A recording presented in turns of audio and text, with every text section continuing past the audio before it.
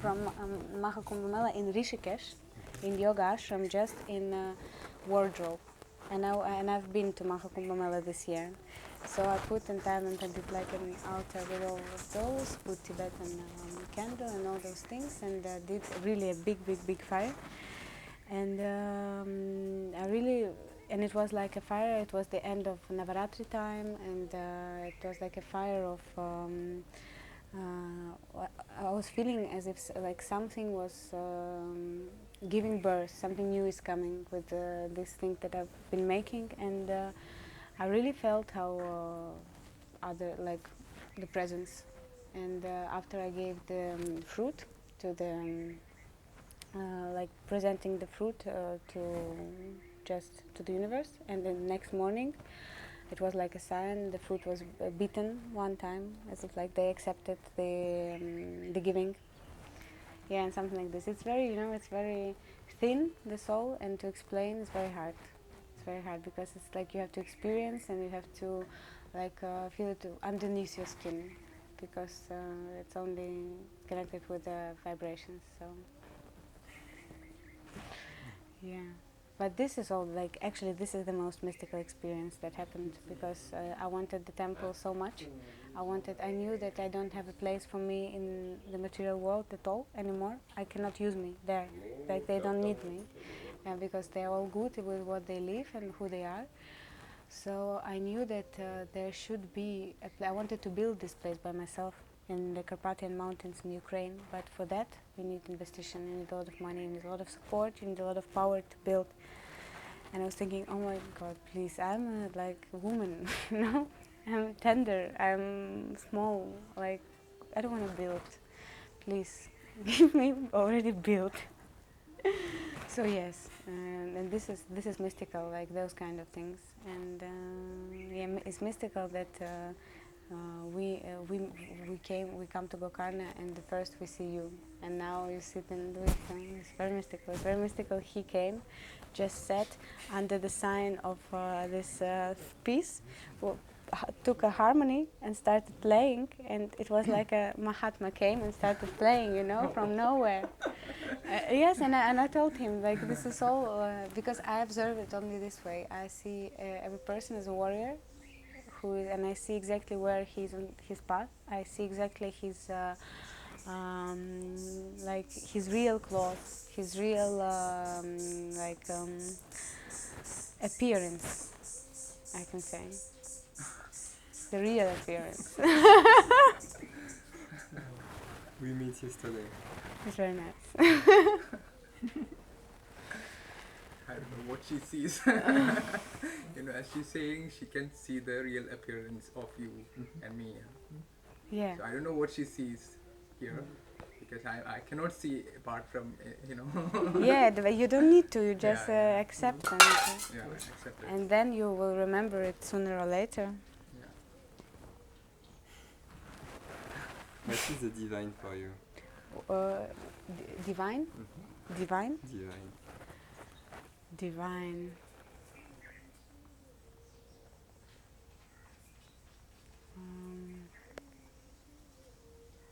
What is not divine for you? What is not divine for me? I don't know. Divine for me, like now. So what is not divine for you? What is not divine for me? Like, I don't know. This question is hard to answer, because I feel that like all I see and all I touch is divine. Like this is for sure. There are some states of like human mind that are closed and they are not divine. It's like they're on the surface. And there is a lot of fake things that are not divine, of course, as well. Actually, the world is living in dust, and the world is living in, we can say, in this dualism of not divine life, I can say. So for me, this outside reality is not divine, and the truth and like living inside of the truth is turns all the not divine to divine. Like this I can say. So actually what we all are searching for is we are searching how to go out of not divine forever, not to touch it never, because it's like we know how is it, and we know that it's not good, not for each of like living being. So yes, being divine, being truth, being happy, and this is really all in one. Because like if this satya is inside of you, everything you touch, you can transform from not divine to divine. You touch a not divine person, and this divine comes into him. So for me, the divine is the like strong connection with the absolute, and transforming this transcendental experience as much as we can into outside reality, external reality, into materialistic, materialize this transcendent experience, divine experience into now. So we have free will and I forgot.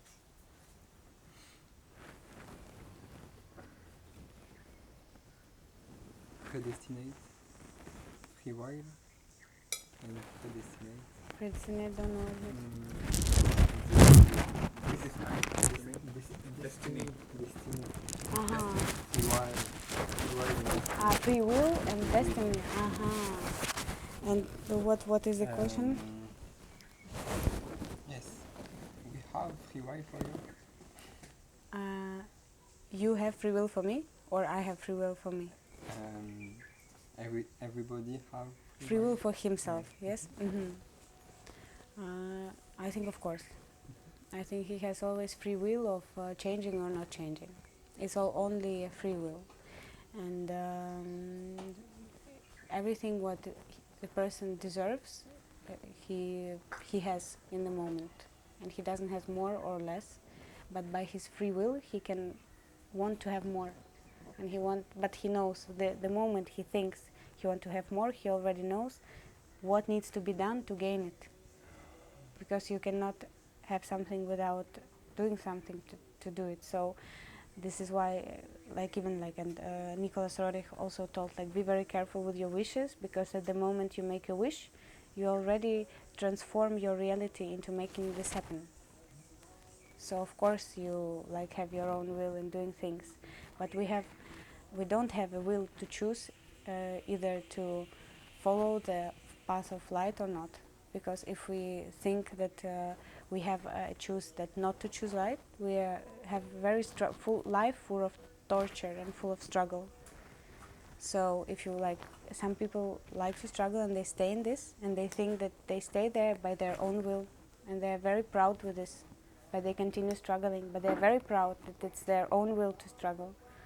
So you understand which kind of conversation is like in that case.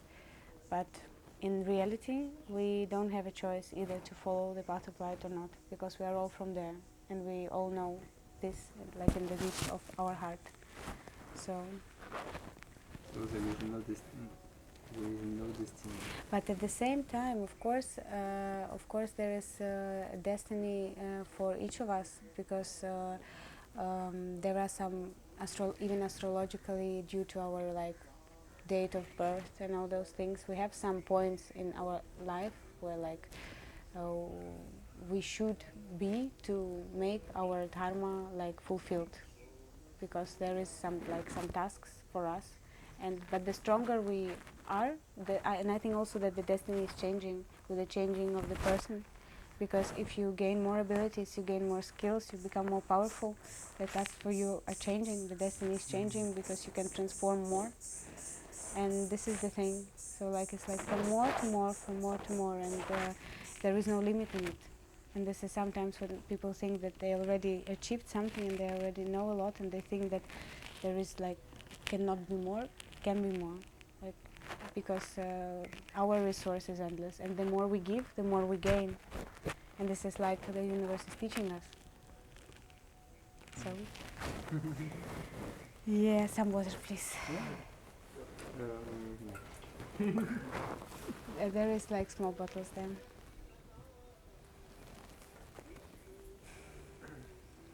You want to break? Yeah, small break. Have the time. It's very nice.